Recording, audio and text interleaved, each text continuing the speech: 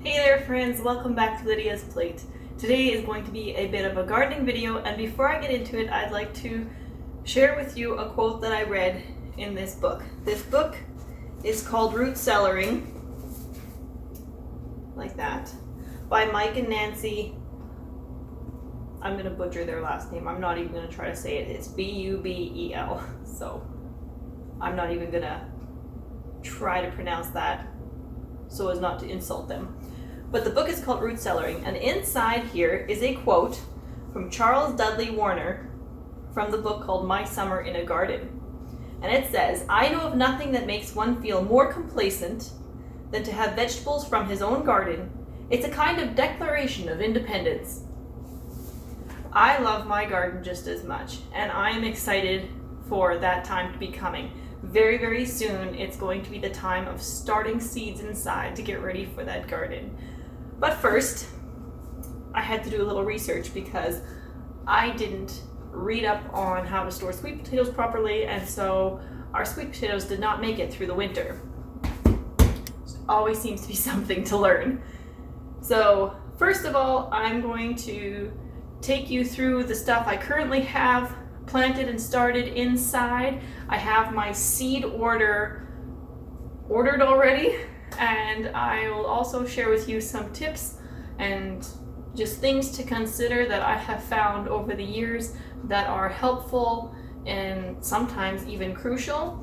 But also I want to encourage you to not overdo it, but to just try if you are really serious and interested in gardening. Let's get started. So this is my cilantro, and it's kind of looking pathetic. I googled up on it, and it says that cilantro actually likes to have a lot of space, kind of like the kale that I have started. And so this stuff is perking up. It was all kind of limp like this and hanging over the side, and these ones have totally come up from here all the way up. And so they're looking a lot better, but they do need more space. And here is my kale. So these are Kevin's beans that he just planted for the fun of it. They have bloomed, and they have some small, very, very, very small pods on there. And then this is the kale. It is just looking beautiful. This is one stem of romaine lettuce from a package of 6 hearts that I had bought at the superstore. And then this is spinach. And I've got a few plants of spinach in here. They're getting quite covered over by the kale, so they're not getting as much light or as much space. I have planted this too full, but the kale is looking fantastic. These are our indoor grow lights, and this might get kind of bright, and it's not quite doing justice to it. But if you can see the reflection here, you can see that there are different colors in the lights. And so these lights are specially designed for growing vegetables. They were actually cheaper than the fluorescent lights that we had bought previously. They are shorter because these ones are only 2 feet instead of 4 feet like just regular fluorescent lights like what we have in the basement and wherever else. But they're specifically color designed to give the plants as much of a natural lighting as possible, but also to encourage the different aspects that a plant needs. I think there was something with encouraging photosynthesis, something. I don't quite remember all the details, but they are very good, and we just got them from our local Rona. Now, the other thing is, I have never babied my indoor plants like this before. And I've never really had success like this before either. So it's maybe high time. I don't know if you can see the tint of blue in this water, but I have been giving them fertilizer water, and these guys are still quite wet, but I'll give them a little bit more just so that they for sure have enough. Because this, I have like a terracotta colored pot inside this 2-gallon pail, and it does have holes at the bottom and everything that the water can drain out if there's too much. I guess I better make sure I water Kevin's beans for him too. All right, there we go. Now the nice thing is that with the cement floor down here, I don't have to be super careful if I spill a splash here and there. It's not gonna hurt anything. But yeah, so that kale, I mean, that's my hand, and that kale is looking gorgeous. We're still trying to finish up the lettuce that I bought. I think I have about 1.5 romaine hearts left. And so we will get in on this fresh stuff once that is done, or I might slowly start mixing in a few leaves of this as we have salads. But oh, I'm just so impressed with their color. They've got that perfect bluish greenish color, just as though they were outside, and oh, they're just looking so thick and beautiful. I'm so excited to get into eating these. So these plants are way down in the basement, in my laundry room actually. Like, seriously, here's my laundry. So it's quite cool down here, and we tried to turn the lights on for during the day and turn them off at night. Carissa tries to do it every time she walks past the laundry room. But sometimes we all forget, and they're still doing that well. So now back upstairs, because this little measuring cup was empty, and I think that cilantro would love a little drink of fertilizer.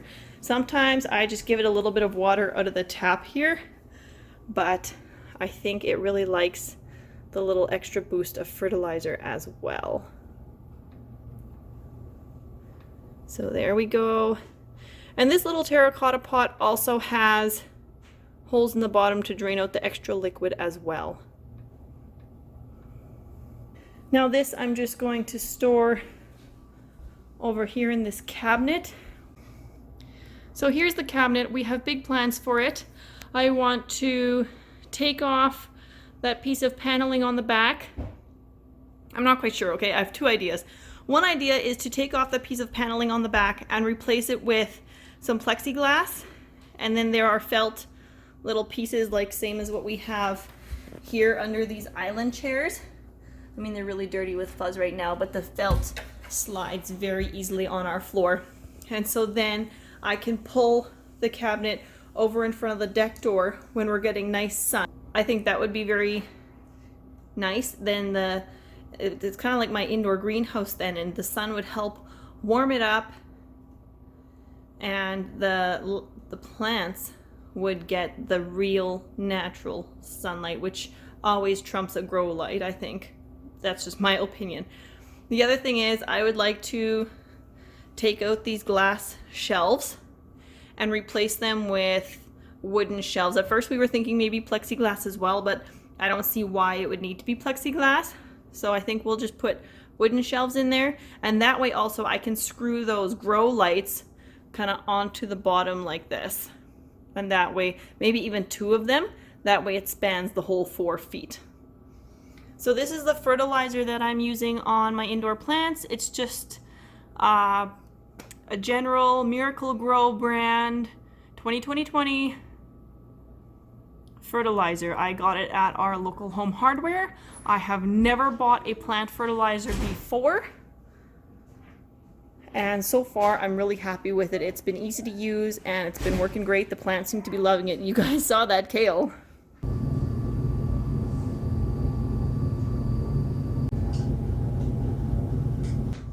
That first page that you saw is my garden plan. I have 3 years worth of garden plans here, and I like to go through and make sure that I know what I all want to plant, and then I make a list so that I can then go through and check off seeds that I still have or seeds that I need to order.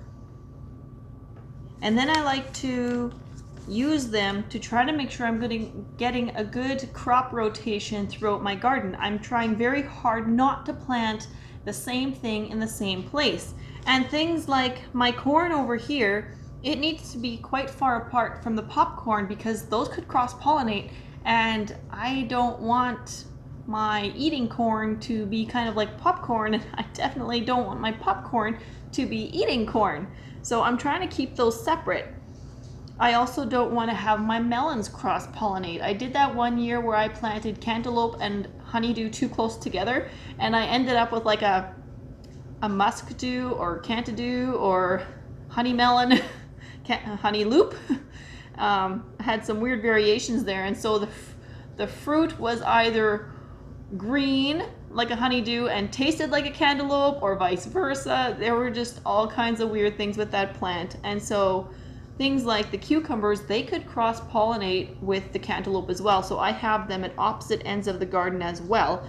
And then in between there, I've got onions and radishes, yellow beans, golden beets, red beets.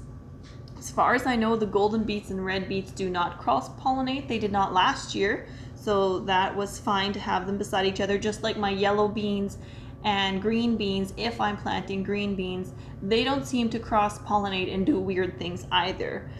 This year, I don't have green beans because the seed I ordered last year, I'm wondering if possibly it got mixed up. When my order came in, I had ordered tender green beans, and I got some kind of weird beans that looked more like field beans. The pods were flat and wide instead of just a nice cylindrical pod, and so I just decided, you know what, we have so many vegetables that are green, you know, salad, leafy salad leaves are all green, and broccoli is green, cucumbers are green, so I decided to just go with the yellow beans, and I've had very good success with those as well.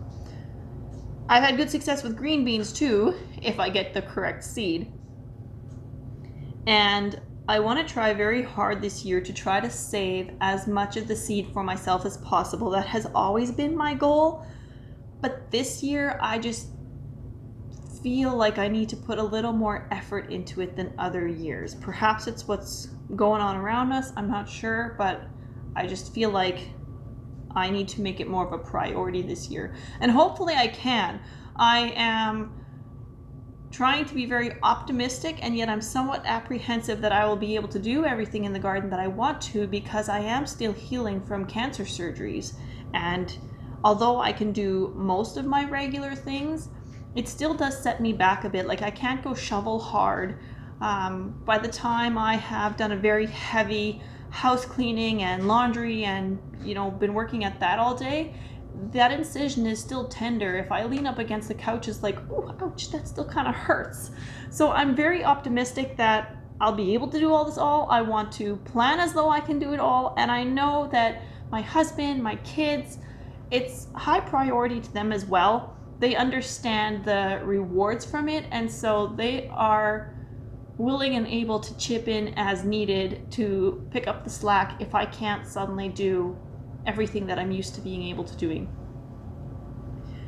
Now, over the years, we have become familiar with things that we eat regularly, the kind of our staples, and I think for every family that's going to be different. Our staples are things like the yellow beans, beets, cucumbers, onions, strawberries. So far, my rows of strawberries can't even keep up with how many strawberries we use. Peppers, tomatoes, all the stuff I need for canning. I need to have some form of kohlrabi, rutabaga, celery, anything that tastes similar to celery. I need to have that type of vegetable. Parsnip would be another one, growing in the garden, because that adds a lot of flavor to my homemade tomato soup. Tomatoes are another huge staple, and I always try to look back at what I did the year before too and tweak it. So for example, with the tomatoes, I planted way too many tomatoes last year, thinking I would rather have too many instead of not enough, and I don't want to have just a few plants and have to gather tomatoes for like a week and have the first one starting to go bad already by the time I finally have enough ready and ripe to make a batch of something. And so I try to plant enough that when I need to can, I can go pick enough to can. And I mean, with having pigs and chickens, it's not like it really goes to waste anyways. And I try to find people that I can share with first. But if all else fails, we do have the animals, and so all is not lost if I do have to feed some of our produce from the garden to the animals. Almost said to the vegetables. The vegetables to the animals. Carrots are another staple for us. And then I've got all kinds of fruits too. So we've got apple trees, we've got rhubarb plants, we've got plum trees, our asparagus. I'm so excited. Our asparagus should hopefully be producing this year. The seed catalog said that it was a 3 to 4 year project, and this will be 3 years this year. So I'm excited to hopefully be able to put away some asparagus this year. With the cantaloupe, oh man, I have so many plans. I'm almost hesitant to even tell you all of them, because what if I can't follow through on all of them? But I have so many plans. Like, oh man, I want to make all my own fruit juices, can them, freeze them, whatever. I want to try dehydrating cantaloupe and making my own fruit cocktails and just all kinds of stuff. So I don't know how far I'm going to be able to get with all these zealous ambitions that I have, but I'm telling you, I'm gonna try. Kale did really well for us last year, and that is something we enjoy eating, so I'm going to make sure I have that. And then the sweet potatoes, we learned that we just planted them too close together last year, so the ones that we planted farther apart gave a much better crop, a bigger crop. So I've purposely written that into my plan this year so that by the time we actually get to planting them out, because it's end of January right now, and this is going to be June usually when we put the sweet potatoes in, because then we're usually guaranteed no more frost here where we live. So by that time, that's quite a few months, I might forget, or I might be so busy thinking about all the other things we need to do in the garden and what we've been planting and trying to keep so many other things straight. I've realized my brain cannot possibly hold all of it. I need to write things down and make notes for myself. And so I've done that here as well. And of course, this is just a plan. It doesn't mean necessarily that everything gets planted exactly the way that this is. This is a guideline, but at least it gives us some kind of jumping off point, a starting point. And then I try to make sure that I have a pen or pencil out there with me when we are planting, so that any changes that happen, I can just write over what we had. And so in that sense, like, I've written this out with pencil, so then a pen is going to be the best thing. That way I can easily see the changes that we've made. Now, when it comes to ordering, I try to look very much at if I'm buying a heritage seed or not. That way I can collect my own seeds. If you get a hybrid, there's nothing wrong with getting a hybrid if that's what you want. But if I want to be collecting seeds, I have to pay attention and make sure that I'm getting a heritage seed, a true seed. And then there are just all kinds of things to look at. So many different varieties to choose from. Here I've already circled a few things that possibly I'd like to try for next year that I only saw after I placed my order. And we always try to try something new in the garden as well. So for example, this year I've ordered some celeriac seeds. It's supposed to be similar to celery but easier to grow, so I'll find out. And then I also look at how things are going to store. So for example, when I was choosing my onion seed, some of the varieties say if they're not for storing, if they're short storing, if they're long storing. Some of these different vegetables will say, they're a good winter storage. Let's see, right here I can find one. So I've circled Cabbage Premium Flat Dutch. The name may change from area to area, seed provider to seed provider, all kinds of variations that there could be, but it might end up being the same plant, just a different name. Anyway, so those ones say that they have exceptional winter storage qualities. That's something I'm interested in. We don't use a lot of cabbage. Maybe if I could grow it, we would use more of it. I'm not sure, but it's something to learn about. For us anyways. And you're going to plan your garden according to what you need, what your family eats, what you like, what kind of space you have. That's the other thing with the garden plan. Sometimes we get out there and we start planting and we realized, oh shucks, the way that I wrote it out here, we actually don't have that much space in the garden. Usually it ends up being the other way. It's like, oh wow, look, we have so much more space than I thought, so let's space these things out a little more. And that's all good too. That's why it's just a guideline of a plan. So another thing I'd already like to try for next year that I found is the broccoli rabe. I saw it when I was looking through here the first time, but I wasn't quite sure. And after I placed my order, I thought, you know what? I think I kind of would like to try that, but I'm okay with trying that next year. I've got enough going on this year to try and keep track of and take care of.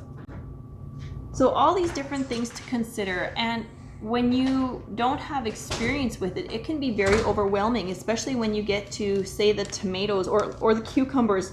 This is 2 full pages of just cucumbers, and I don't even think this is all it. Like here already on this page it says more cucumbers, because they know that they have a lot of varieties. So the cucumbers do start here, and they do carry on to this next page as well. It says again more cucumbers, because there are that many varieties of cucumbers. So again, I look for something that is a heritage seed. Different seed providers, different seed catalogs may give it a different term. It may not be a heritage seed. It may be a true seed. It may be, I'm not even sure, but there could be different names for it. So whatever is in your area, there you go.